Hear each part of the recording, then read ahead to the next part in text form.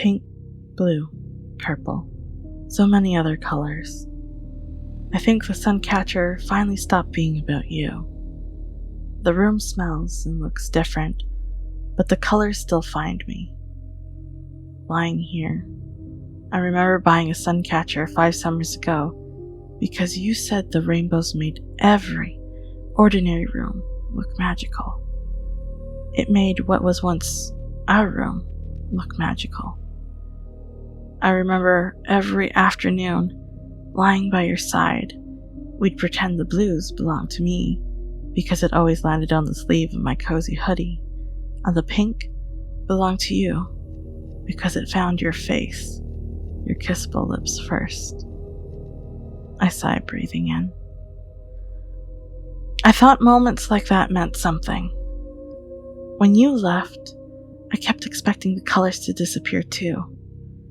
Instead, I would press my forehead to the window, staring at that empty driveway. The colors would hit me and splay on the walls, bed, and the bookshelves. The colors kept showing up without asking whether I was ready for them, never asking, like it ever could. In autumn, the rainbow colors from the suncatcher dimmed. The colors lasted minutes instead of hours after coming home.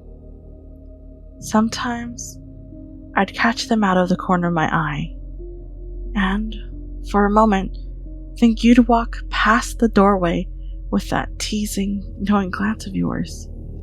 Thankfully, it always rained in October. Those days were far and few between. My sanity almost lost. Then came winter, and winter was worse. Cloudy weeks, long nights, lonely nights, barely any light. Funny thing is, I had taken it down, rubbing off the collected dust on the crystals, realizing I had almost gone a full year without touching it, thinking that might have been the reason it lost its brilliance, but it was just because it was winter. I remember asking myself then, had it been that long? I laughed, not sure if my voice cracked finally with grief that had been tucked away. It made me realize that the polished crystal was never the problem, just the clouds in the sky blocking out the light. I had laughed miserably when I realized it was never broken. There just wasn't enough sun. It was just a pretty faceted piece I hung back in place, in front of the window. I stared until the slight glimmers of faint colors brushed the walls. I had wondered then if I should let it remain. After all, it had become my source of sadness. I pushed on, just thinking it was the winter blues. Spring finally arrived before I had noticed it. I still like the suncatcher, but I couldn't have it in the room anymore, so I moved it. I moved it to the living room of what was once our home. A stripe of green on the coffee table, yellow on the teacup rim, orange landed where the cat tower used to be. I thought I'd panic, but for the first time in a long time, I found myself watching the colors without wondering what you would have said about them. I just sat back on the couch and watched.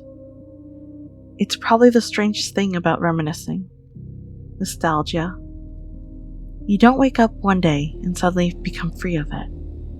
Like a cold snap, it's the linchpin of a bomb you think you have to hunker down and hold on to. When it finally hits you, and your body tells you to let go, it's done and finally over. Things settle, and then there's normalcy again. It finally turns into one quiet afternoon where the light comes through and gets caught in the suncatcher's faceted crystals. It breaks into 100 impossible colors.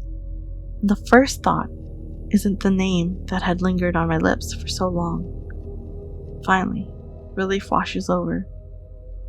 The suncatcher still hangs, and it's still waiting for the sun. The difference? the colors still find me. They just no longer arrive carrying the memory of you.